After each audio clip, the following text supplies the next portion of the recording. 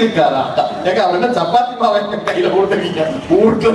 மனுஷன் எப்ப பிறந்து 32 பல்லு நடுவுல ஒரு நாக்கு மொத்தமா சேர்ந்து ஒரு வாய் இருந்ததோ அந்த வாய் இருக்கிற வரைக்கும் போதும் பிரச்சனை வரதுக்கு. அதை வச்சுதான் நான் பொழப்பு நடத்திட்டு இருக்கேன். செஞ்சு கொடுத்தா சாப்பிடுறது கிடையாது. இவ்வளத்தையும் குறை சொல்லிருக்காங்க. என்ன தெரியுமா, சாப்பிடுவாரு நாளைக்கு உயிரோட இருக்கணும்ன்ற பயம் தான். 4 லட்சம் ரூபாய் சம்பாதிக்கிறியம்மா, நீ ஏன் பெட்டியை தூக்கிட்டு பட்டிமன்றம் வர? ஜூலை 15, 2025 8 மணி போயிடுச்சுன்னா திரும்பி வரவே வராது. காலம் உயிர் போன்றது. அந்த உயிரை ஒரு சமூக ஊடகம் குடிக்கிறது என்றால் அது வீழ்ச்சி தானே? பேராசிரியர் அவர்கள் ஒரு அற்புதமான ஒரு கேள்வி கேட்டு போயிருக்காரு. இல்லங்க, அப்படியெல்லாம் கிடையாதுங்க. இந்த சமூக ஊடகத்துல எவ்வளவு பெரிய பயன்கள் இருக்கு தெரியுமா? இதனால மக்களுடைய வாழ்க்கை எப்படி மாறிக்கொண்டிருக்கிறது தெரியுமா என்று சொல்வதற்காக அன்புக்குரிய சகோதரி திருவாரூரில் இருந்து ஸ்னேகா அவர்கள் உங்களுடைய பெரிய கைதட்டலோடு சமூக ஊடகங்கள் வளர்ச்சி பாதைக்கு தான் அழைத்து செல்கிறதுன்னு வந்துட்டாங்க. அண்ணா அருமையா பேசிட்டு போனாங்க. நல்லா பேசினாங்க.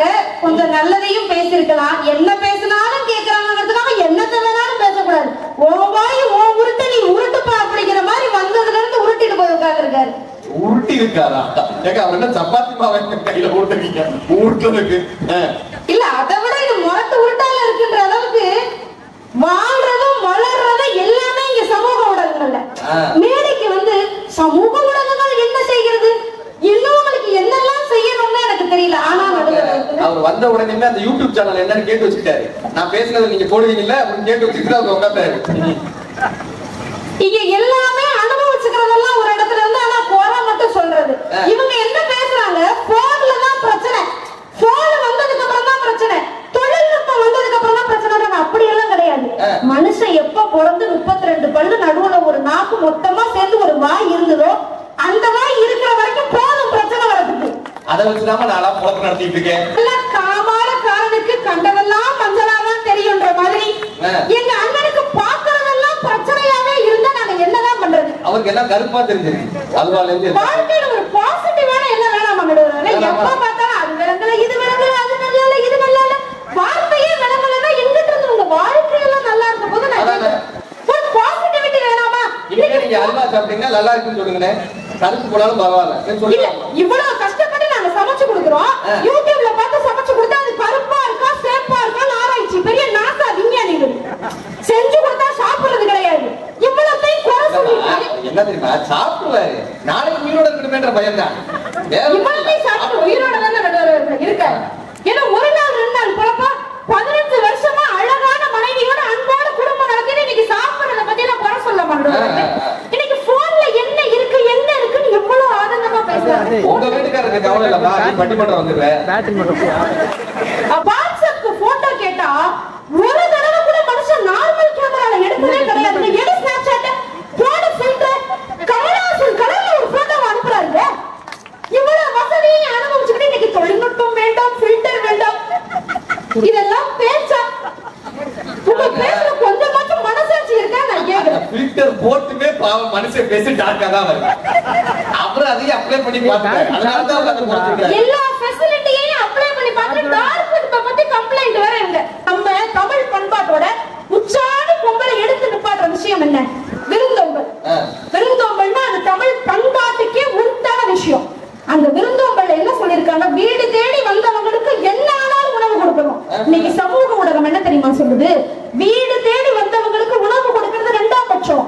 ஒருத்தவங்க உணவு வேணும்ன்ற வேண்டுதலோட இருக்கும் போது யாரு என்னன்னு முன்பின் தெரியாதவங்களுக்கு கூட அவங்க இடம் தேடி செஞ்சு உதவி செய்யணும்னு சொல்லி கொடுக்கறதுல அந்த சமூக வலைதளம் எப்படி உங்களுக்கு வீழ்ச்சியை தருதுன்னு நான் கேட்கிறேன். அப்படியான மக்கள் எந்த ஊர்ல இருக்காங்க?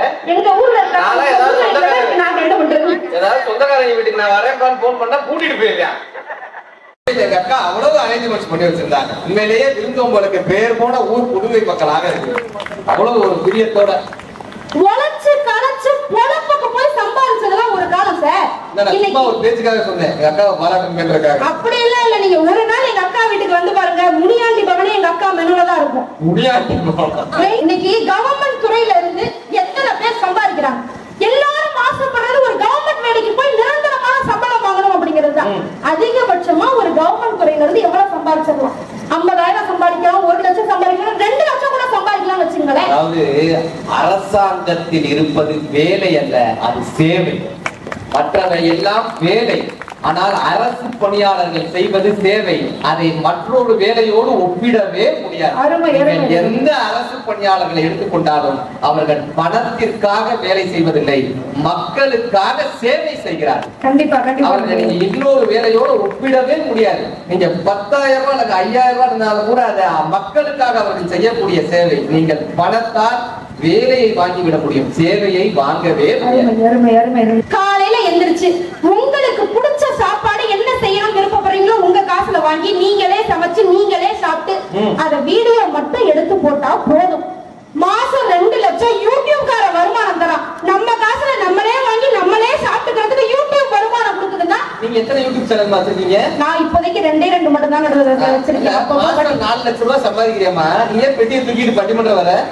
அது எப்படி நடுவர்களே, என்ன மட்டும் நீங்க தனித்துவமா கைட்டி விடுறீங்க? ஒரு நிமிடம் வீடியோ போட்டு நீங்க ஒரு வருமானம் சம்பாதிக்கிறப்போ, அதாவது அக்கா என்ன சொல்றாங்க, நீங்க யூடியூப் சேனல் நடத்துனீங்கன்னா மாசம் 2 லட்சம் ரூபாய் வருது.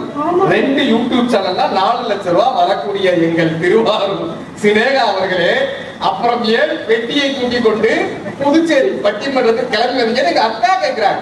நான் சொல்ல கேள்வி அவ்வளவுதான். நடுவர்களே, நீங்க சொன்ன மாதிரிதான் அரசு பணி என்பது எப்படி 2 லட்சம் ரூபாய் கொடுக்குறாங்க பேச்சாளர்களுக்கு, எப்படி பணியாகாமல் சேவையாக இருக்கிறதோ நம்ம வந்து தெரியாம அந்த தகவல்களை சொல்லிடக்கூடாது. அதுக்காக நான் சொல்ல வரேன். பொதுவாக ஒரு பிம்பம் வந்துருச்சு தலைமுறையினர் கிட்ட, நான் யூடியூப் ஆரம்பிச்சா சம்பாதிச்சிடலாம், இன்ஸ்டாகிராமுக்கு போயிட்டா சம்பாதிச்சிடலாம். நான் வந்து தொடர்ந்து பள்ளிகள்லயும் கல்லூரிகள்லயும் தொடர்ந்து மாணவர்கள்ட்ட பேசிட்டே வரேன். இந்த அக்கறை காரணமாக இதை சொல்றேன், உங்களை தடுக்கணும்ன்றதுக்காக சொல்ல. ஒரு பள்ளியில போய் பேசுறேன் பண்ருட்டில, நீ என்னடா தம்பி ஆக போறேன்னு கேக்குறேன். நான் சொல்றேன் கோ வித் தி ஃப்ளோனே அப்படின்றான். இவர் பெரிய புத்தர், நதியோட போறாரு. கோ வித் தி ஃப்ளோனே அப்படின்றான். என்னடா ஆக போறேன்னா இன்ஸ்டாகிராம் இன்ஃப்ளூயன்சர் ஆக போறேன், யூடியூப் சேனல் ஆரம்பிக்க போறேன்னா தண்டத்துக்கு இருக்க போறேன்னு அர்த்தம். யூடியூப்ல எல்லாம் நீங்க சொல்ற மாதிரி அவ்வளவு பெரிய வருமானங்கள் எல்லாம் வந்துடாது. அதுக்கு ஏகப்பட்ட ரெஸ்ட்ரிக்ஷன் இருக்கு. 4000 வாட்ச் ஹவர்ஸ்ல இருந்து ஏகப்பட்ட ரெஸ்ட்ரிக்ஷன் யூடியூப்ல கொடுத்துருக்காங்க. ஆனா அந்த யூடியூபை எதுக்கு தெரியுமா பயன்படுத்தலாம்? நான் எதுக்கு தெரியுமா பயன்படுத்துறேன்? எனக்கு பெரிய யூடியூப்ல இருந்து வருமானம் வர்றதில்லை. ஆனால் ஒரு நாளைக்கு என்னிடம் ஒரு 100க்கும் குறைந்த மனிதர்கள் என்கிட்ட பேசிக்கிட்டே இருக்காங்க. என் வாழ்க்கையில் இந்த பிரச்சனை இருந்துச்சுங்க, உங்களுடைய இந்த கதையை கேட்ட எனக்கு அது ஆறுதலா இருந்துச்சுங்க, இந்த 1 நிமிட கதையை கேட்டங்க எனக்கு ஆறுதலா இருந்துச்சுங்க, நான் என் கணவரை இழந்துட்டேன், இந்த கணவரை பற்றி ஒரு கதை சொல்லியிருந்தீங்க, எனக்கு அது ஆறுதலா இருந்ததுங்க.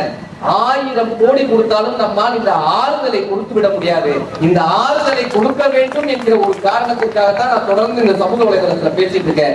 பட்டிமன்றத்தில் நம்ம சம்பாதிக்கிறதுல 10% கூட யூடியூப்ல வராது.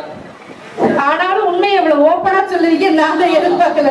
ஏன்னா இந்த கேமரால பதிவு பண்றாங்கல்ல, இது இங்க இருக்கிற மக்கள் மட்டும் இல்ல, இத இணையதளத்துல ஒரு 10,000 பேர் பார்ப்பாங்க, அடுத்த தலைமுறையினர் பார்ப்பாங்க. அவங்க என்ன நினைச்சிட கூடாதுன்னா, யூடியூப்ல நம்ம போய் சேர்ந்துட்டோம்னா நம்ம இப்படி சம்பாதிச்சிடலாம் அப்படி சம்பாதிச்சிடலான்ற ஒரு மாயை, ஒரு பிம்பம் இன்றைய இளைஞர்களிடம் சூழ்ந்து கொண்டு அவர்களை அடுத்த பாதைக்கு நகர விடாமலேயே தடுத்துக் கொண்டிருக்கிறது.